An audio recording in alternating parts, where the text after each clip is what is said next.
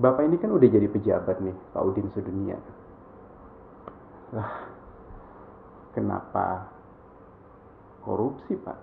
Emangnya kurang duit hasil dari gaji Bapak? Apalagi Bapak kan punya beberapa usaha di sono sini. Masa sih masih ngembat duit rakyat, Pak? Padahal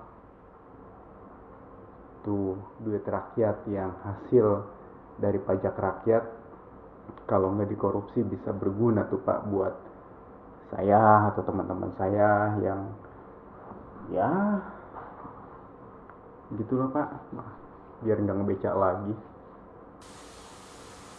Kalau saya mengandalkan gaji dan penghasilan yang selama ini saya punya dari usaha-usaha yang di luar jabatan saya, kurang, Mas.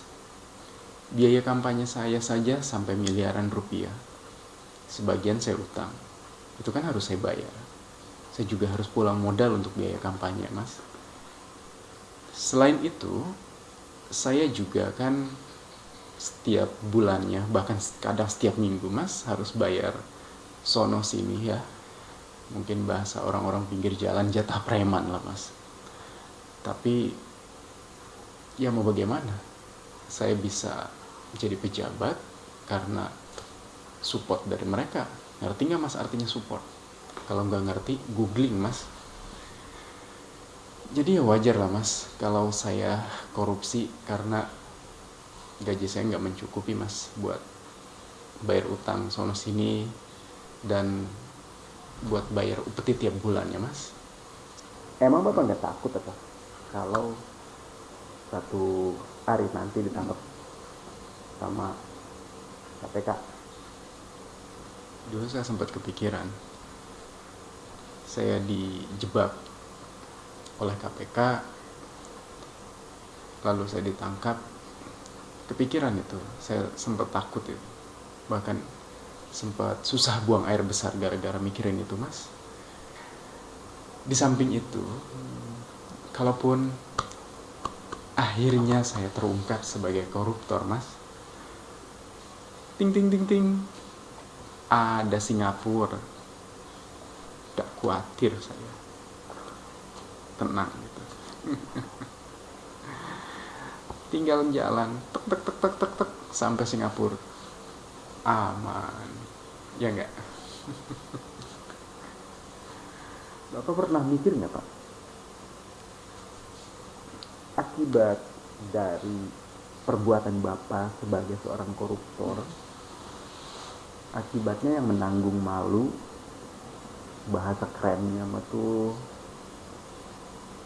beban psikologi, bu elah keren amat gue ngomongnya ya, beban psikologi keluarga tuh, Pak. Anak Bapak di sekolah diejek sama teman-temannya, anak koruptor, anak koruptor, atau ketika istri Bapak sedang belanja atau kerja atau di mana gitu di lingkungan sekitarnya, bakal diejek-ejek juga sama tetangga atau dirumpiin sama emak-emak gitu, istri koruptor, istri koruptor. Gimana tuh, Pak? Pernah mikir situ nggak? Ya, namanya juga hidup penuh dengan resiko. Saya sebagai pencari nafkah, resikonya digeruduk KPK, dan keluarga, istri dan anak sebagai penerima hasil dari korupsi saya, ya resikonya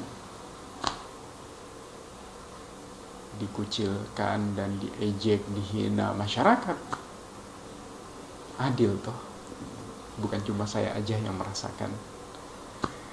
Ya, itu yang dinamakan keluarga yang adil karena saling berbagi derita.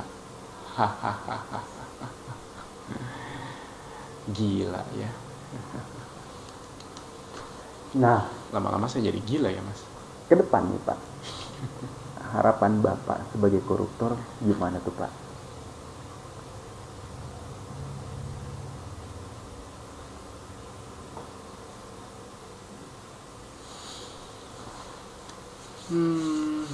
Harapannya sebagai koruptor, semua stakeholder yang bisa memenjarakan para koruptor itu terlibat korupsi. Karena dengan begitu, ting ting ting ting ting ting, para koruptor itu bisa berjamaah, Mas.